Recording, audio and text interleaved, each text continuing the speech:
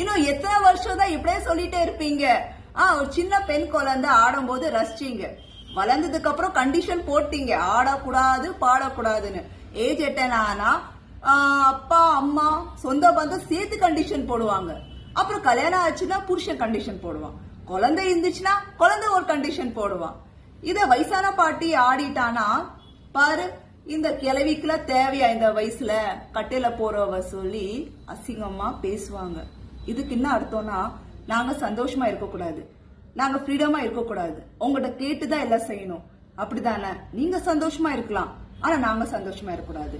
அடுத்தவங்கள குடிக்க எடுக்கணும், அது ரசிக்கணும் ருசிக்கணும், அடுத்தவங்க குடும்பத்தை எப்படியா நாஸ்தி பண்ணிடுறோம், போறாம இதுலதான் உங்களுக்கு சந்தோஷமாவா? சந்தோஷம் உங்களுக்குள்ள இருக்கு.